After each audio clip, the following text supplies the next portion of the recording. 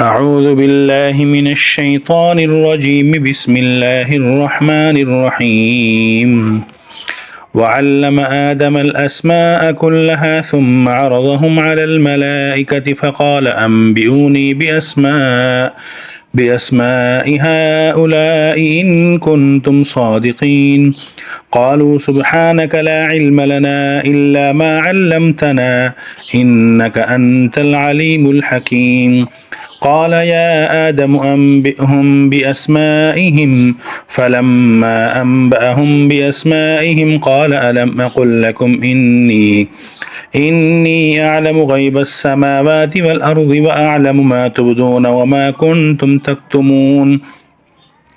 وإذ قلنا للملائكة اسجدوا لآدم فسجدوا إلا إبليس أبى واستكبر وكان من الكافرين.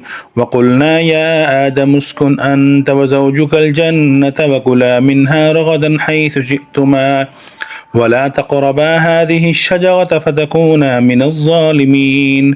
فأزلهما الشيطان عنها فأخرجهما مما كانا فيه وقلنا اهبطوا بعضكم لبعض عدو ولكم في الأرض مستقر ومتاع إلى حين. فتلقى آدم من ربه كلمات فتاب عليه إنه هو التواب الرحيم. قلنا اهبطوا منها جميعا فإما يأتينكم مني هدى فمن تبع هداي فلا خوف عليهم ولا هم يحزنون. والذين كفروا وكذبوا بآياتنا أولئك أصحاب النار هم فيها خالدون. يا بني إسرائيل اذكروا نعمتي التي أنعمت عليكم وأوفوا بعهدي أوف بعهدكم وإياي فارهبون. وآمنوا بما أنزلت مصدقا لما معكم ولا تكونوا أول كافر به ولا تشتروا بآياتي ثمنا قليلا وإياي فاتقون. ولا تلبسوا الحق بالباطل وتكتموا الحق وأنتم تعلمون. وأقيموا الصلاة وآتوا الزكاة واركعوا مع الراكعين. أتأمرون الناس بالبر وتنسون أنفسكم وأنتم تتلون الكتاب أفلا تعقلون. واستعينوا بالصبر والصلاة وإنها لكبيرة إلا على الخاشعين الذين يظنون أنهم ملاقو ربهم وأنهم إليه راجعون.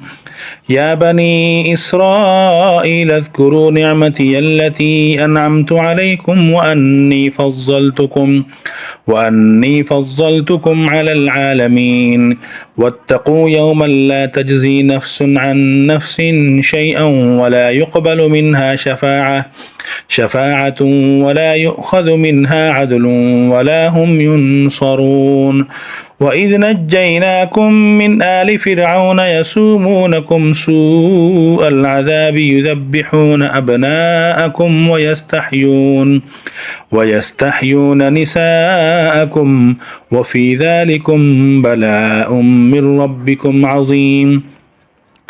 وإذ فرقنا بكم البحر فأنجيناكم وأغرقنا آل فرعون وأنتم تنظرون. وإذ واعدنا موسى 40 ليلة ثم اتخذتم العجل من بعده وأنتم ظالمون ثم عفونا عنكم من بعد ذلك لعلكم تشكرون. وإذ آتينا موسى الكتاب والفرقان لعلكم تهتدون. وإذ قال موسى لقومه يا قوم إنكم ظلمتم أنفسكم باتخاذكم العجل فتوبوا إلى بارئكم فاقتلوا أنفسكم ذلكم خير لكم عند بارئكم فتاب عليكم إنه هو التواب الرحيم. وإذ قلتم يا موسى لن نؤمن لك حتى نرى الله جهرة